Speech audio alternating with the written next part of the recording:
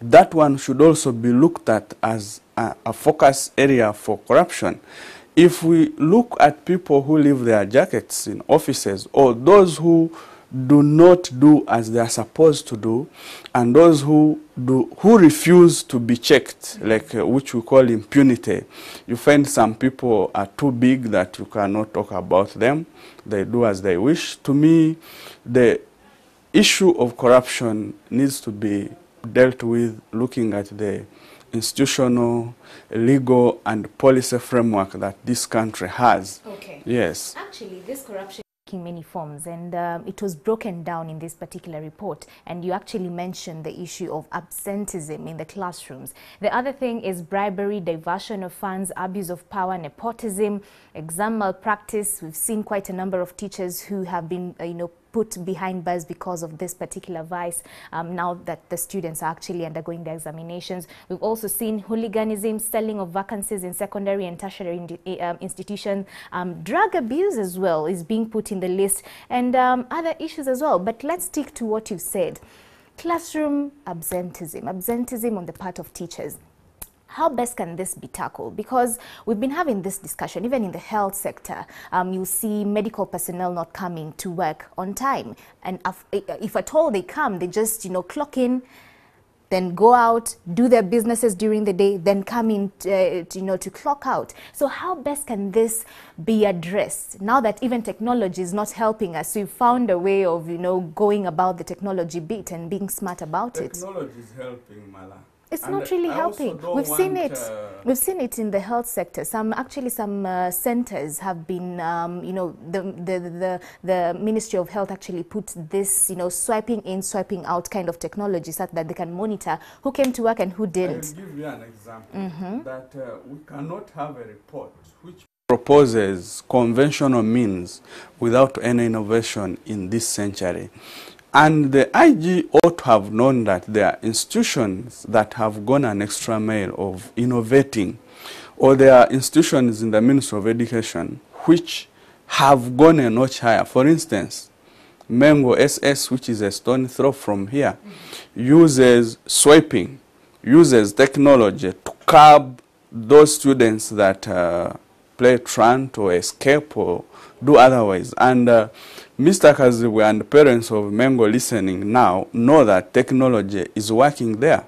For instance, because of those issues raised at the Ministry of Education and Sports, I've been privy to participating in one program of Teacher Management Information System, or TIMIS, which is launched of recent to help curb the registration and faking of papers of some teachers that are already in the system. So that is a step forward, but I don't think that that report covers it as an innovation. Then when we talk about hooliganism, we talk about all those issues, to me I think the issue rotates to the socio-economic construction of this country. Why bribe? Meaning that there could be sections of the population who are deprived of what is right for them. Here we are looking in terms of payments. For instance, there is a proposal that there should be a national salary commission, something of the sort.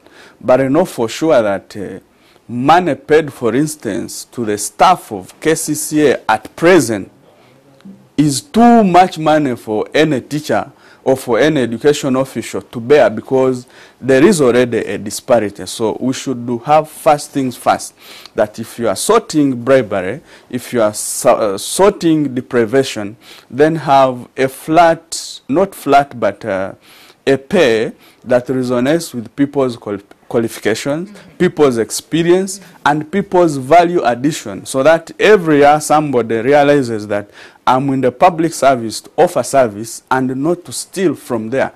But as long as we are having a backlog of those that we don't want to pay well and are the ones we expect to do the work that moves this country, and pay those the public thinks do not deserve because they have less in terms of value addition, then we are likely to see this corruption continue. So what you're saying is teachers need to be paid well and paid on time? Teachers need to be paid well, and not only teachers, every person in the education cohort that contributes to nation building, contributes to human capital development, ought to deserve better pay.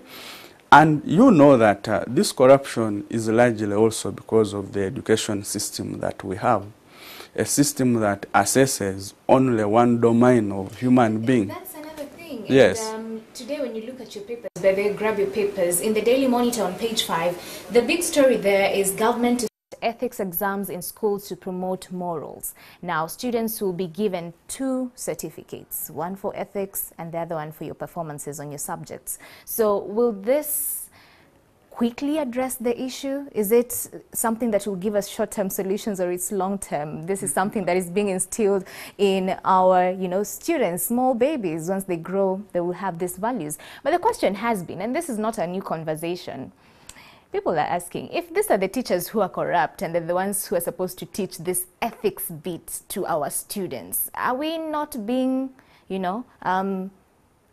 unreasonable? However good a statement or a slogan can be, it cannot translate into policy. So when they talk about having ethics as given as an exam, under which policy? How are you going to assess it? Is it part of the national assessment policy, and which is not in the country, for your information?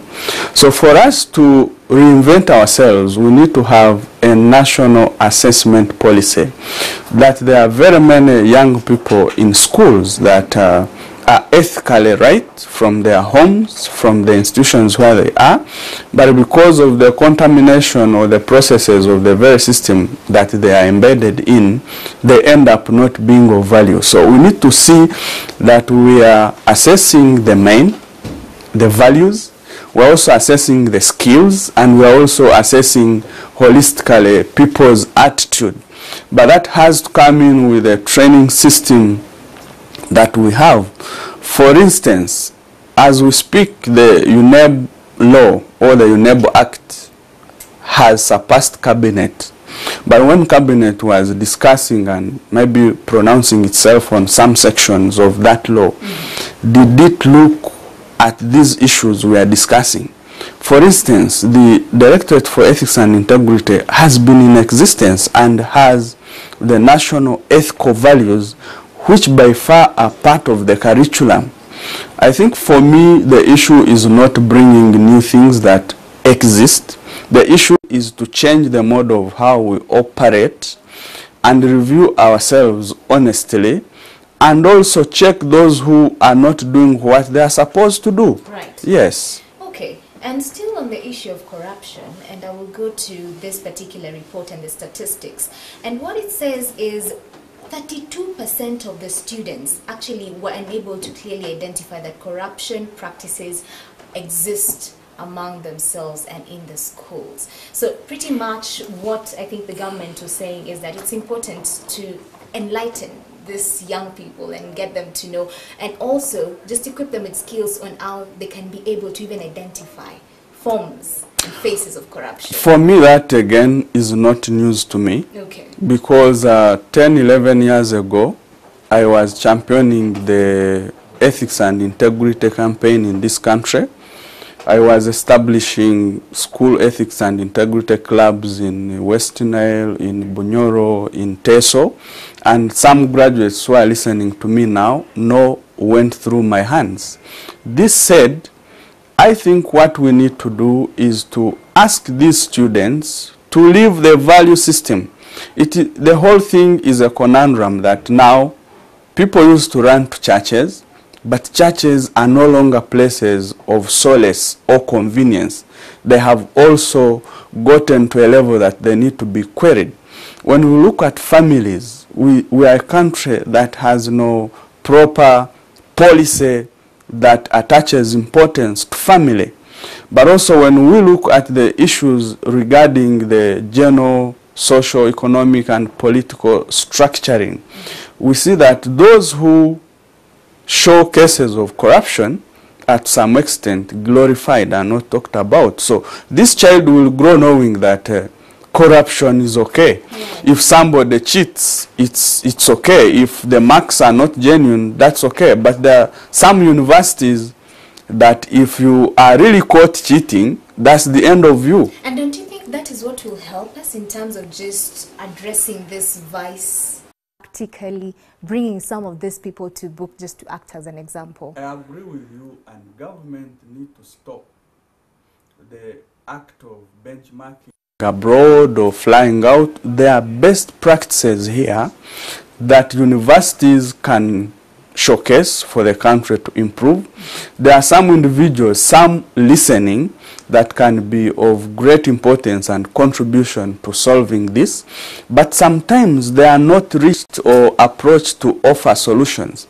Indeed, some of us have made a contribution to nation building, but those running the state think that for you to make a contribution, you should be either in parliament, you should be a politician, you should be a minister, but people are making a contribution in their different respects, and what we need is to have a mechanism that aggregates that contribution to see that we tap into our local potential and can change the situation. A case in point is that dialogue was held, I still think, was a monologue because of participation, because of reach, because of the communication involved.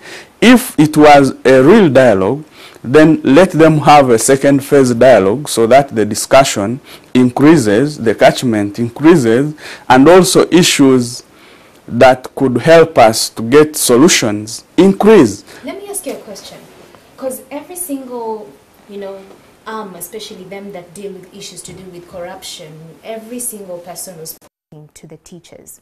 And we know that especially in the rural areas, now the head teacher is the person who calls the shots. With regards to, because I have been in Tororo and I've visited most of the schools, and this is reality on the ground, getting this feedback. Most of the times the teachers even hardly go to school on time because, like you said, number one, they're paid, peanuts.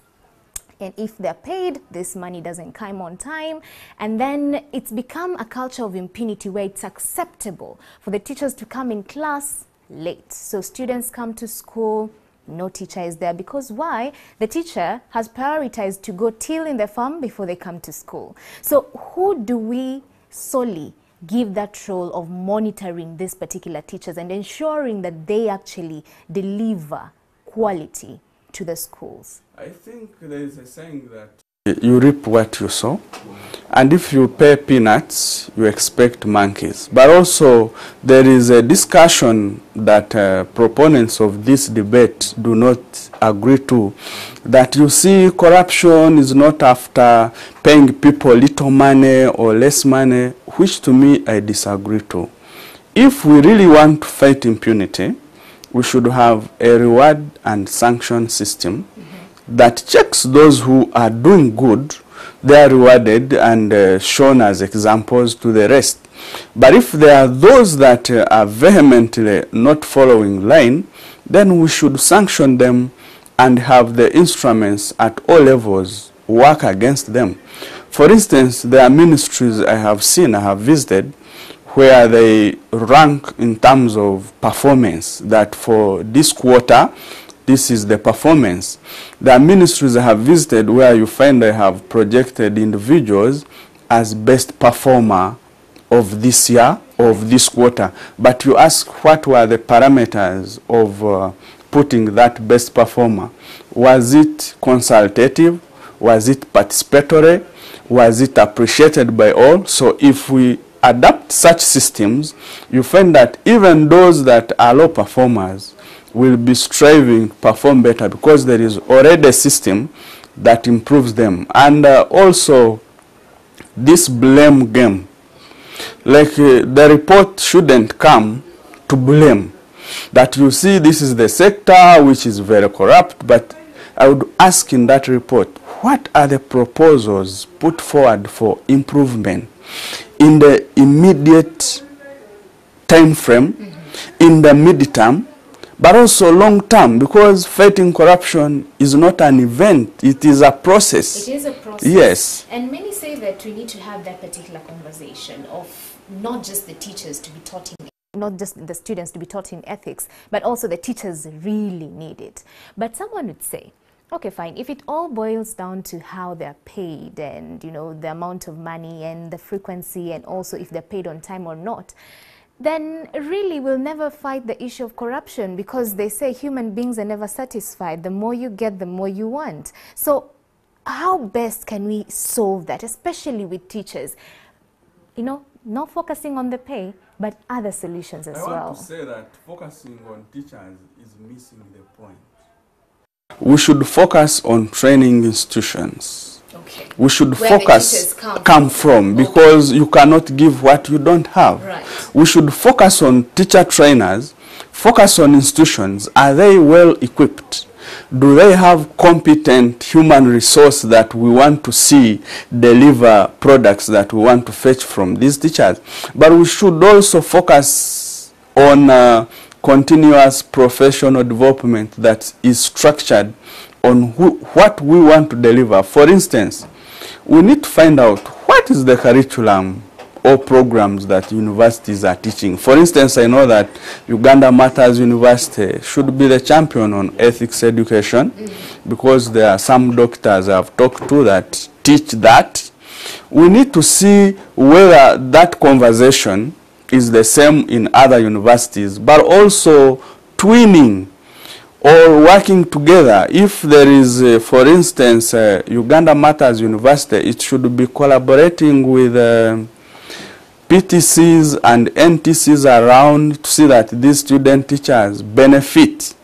You will find that Shimoni, for instance, a PTC, and Chibuli here, have no knowledge or information of the Directorate for Ethics and Integrity. So teachers or lecturers in teacher training institutions need to be retooled in pedagogy that resonates with ethics, good behavior. But for sure, I know that these things happen.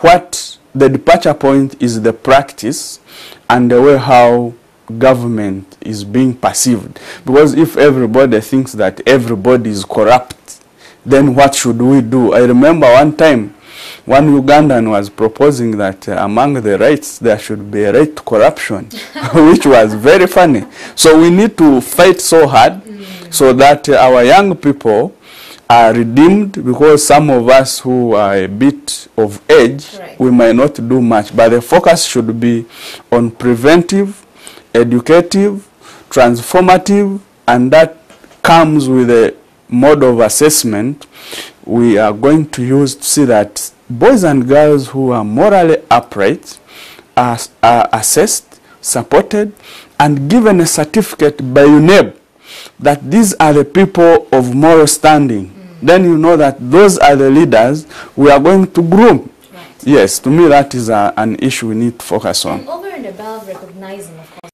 parents and teachers who do well, today in the papers you've seen the government, the Ministry of Health actually, you know, doing just that, celebrating hospitals that are doing well. They actually have put the top 10 general hospitals, top districts in health service delivery. Should we do the same for the education sector? Will it help? We shouldn't do things for public relations, yes, or to please those who are giving us resources, or to please the president so that he renews our contracts and appoints us. It is the obligation. We should do it as a structured system involving the population. The population should know the processes of policy formulation, policy review.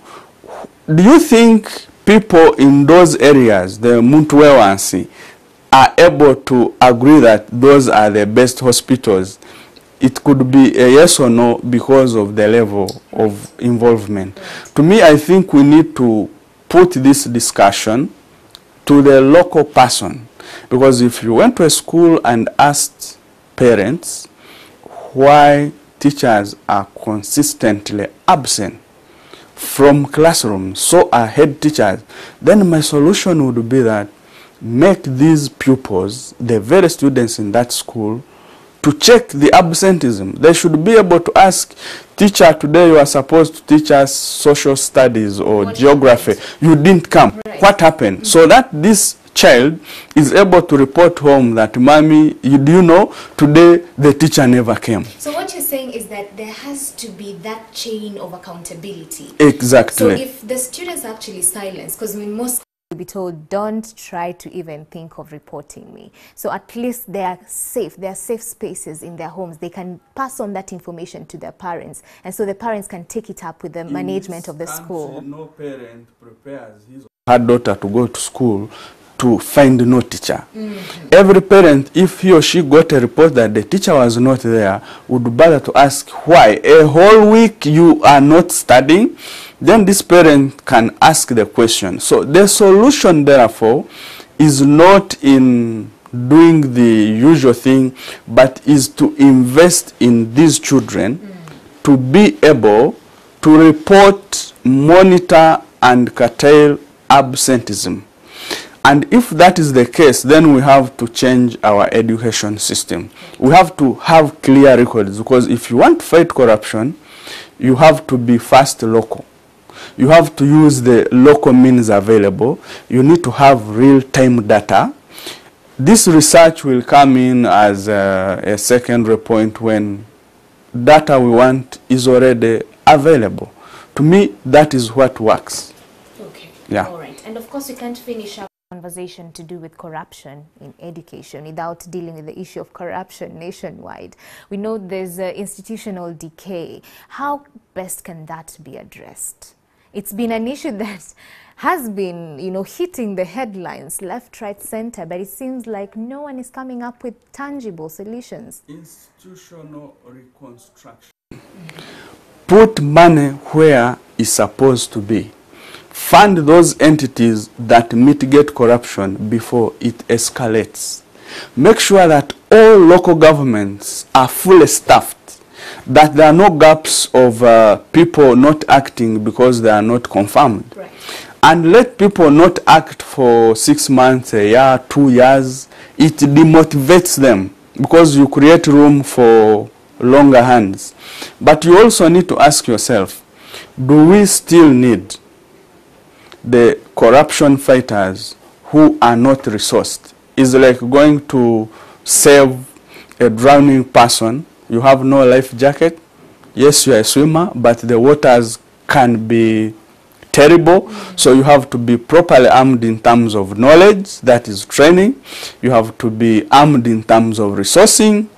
You should not be able to go and investigate somebody who has, for instance, has an allegation of 6 billion and your children are being chased from school. You have not yet paid fees.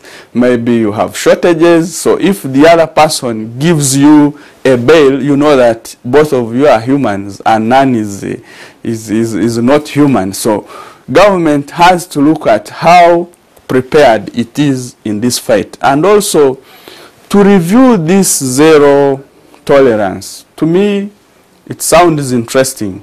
Zero tolerance. Really? Zero? Sometimes you go to offices where they have put, this is a corruption-free zone. Yes. But you ask the public that interacts with such offices, is it true that the statement resonates to the practices within an institution? Yes. I think we need to move from lip service to action-oriented service, to collective engagement, to participatory approaches, to unpacking the policies that we have, because the ultimate outcome we need is to have a positive change. And a positive change can only be realized if people have participated, if they have asked the why, the how, the when questions. Exactly. Okay. All right. Thank you so much, Mr. Patrick Kaboyo, for coming in studios and breaking that down. We truly hope in the near future that percentage will go down, if not to zero. And I said that's not news. You need solutions to address that. Of course, with the solutions now, that number needs to go down. Okay, thank you so much for coming in studios. That has been the conversation here on Solutions. We also value your solutions, so the hashtag is Morning@NTV. That's on Twitter. You can also stream us live and drop in your comments. NTV Uganda, that's on Facebook and YouTube pages. Morning@NTV still continues. Don't go away.